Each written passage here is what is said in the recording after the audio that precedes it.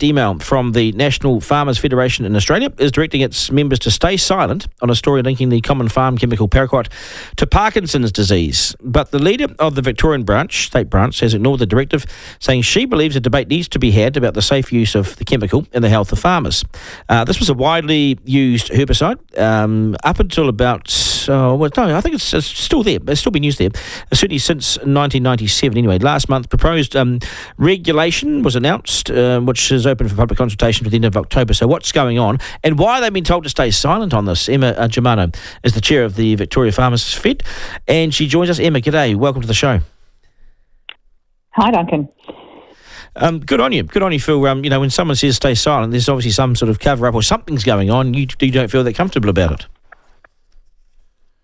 Look, just a bit of background. There was a landline program that actually showed a group of farmers who have Parkinson's and an increased rate of Parkinson's in a particular agricultural area. Now, that area is in Victoria, and those farmers are my members at the Victorian Farmers Federation. And essentially, when the program happened, there was a lot of concern from the agricultural community, which I also understand and sympathise with. It's a product that is quite imperative to a lot of farming systems. And so what they wanted to do is kind of make sure that we didn't prolong the story by commenting on it. But in the meantime, these poor farmers in that community started to really cop it from all sorts of accusations that they were undercover activists for the organic industry and all sorts of things. And I said, look, that's just not on.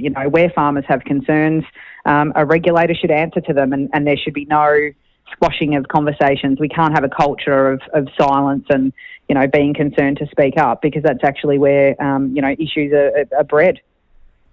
Well, that's more dangerous than silence is the worst thing, because what's the truth? You need people to talk so you can find out what's crap and what's not, and you can get to the bottom of it. So, what's the link? Is it a serious link, and do we think that it is linked to Parkinson's?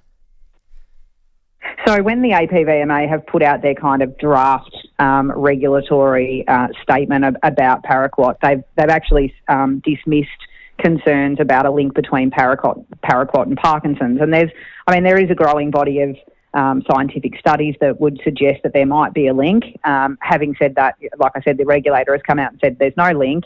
And actually what they're looking to restrict the product use on is environmental concerns. So that's actually out for consultation at the moment. And I guess part of the issue for industry was, for others in the industry, was not wanting to conflate the two issues between Parkinson's and then the environmental concerns. So we do have, the APVMA has come out and said they want to see restricted use and a minimisation of the rates that you're allowed to use the product at, which of course many in the industry are pushing back on and saying, well, that particular science is from Europe instead of it being in the USA. And for me, it's like what we all need is to have good faith in a regulator. So I want to understand, what is it that the regulator has reviewed? What is their recommendation around what it is that's been reviewed? Has there been anything left out? Which I think is what our ABC's story on Paraquat and Parkinson's was kind of pointing out, that potentially there's scientific studies that haven't been taken into consideration.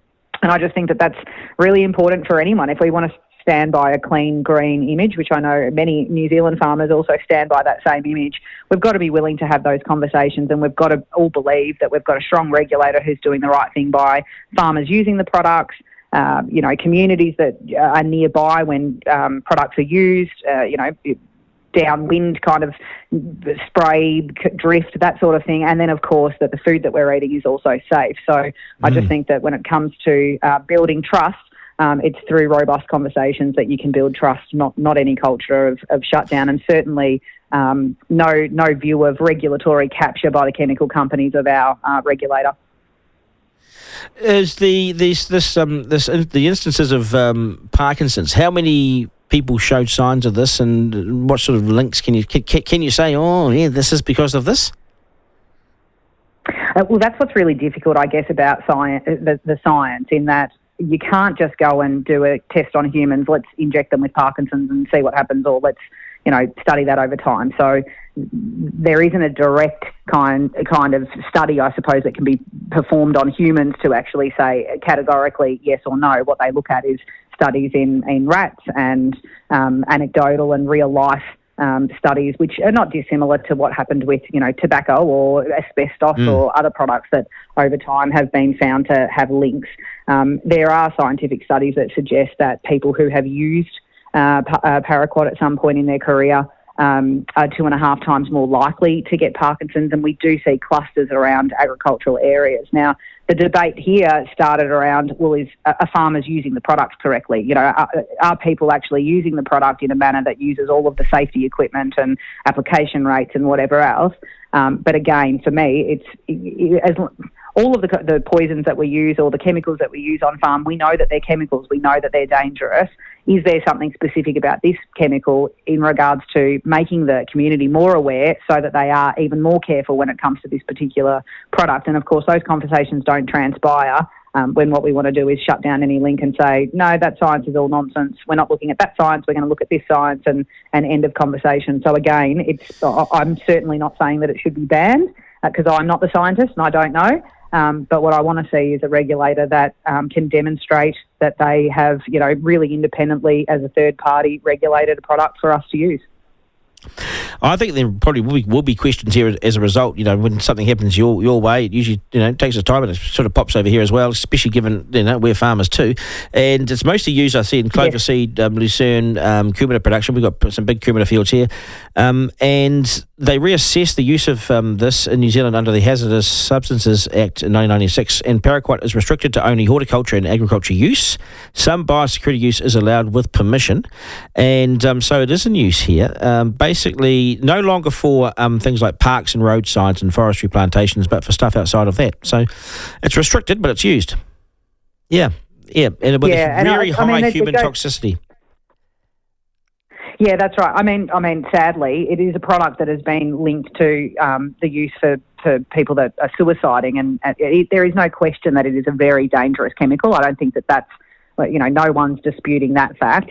It's whether or not there's this link and whether or not the way that we actually apply it and the way that we use it. It's one thing to do a study or a trial in a laboratory, but farms are not laboratories. Sometimes you've got to get out of the tractor and you've got to open a gate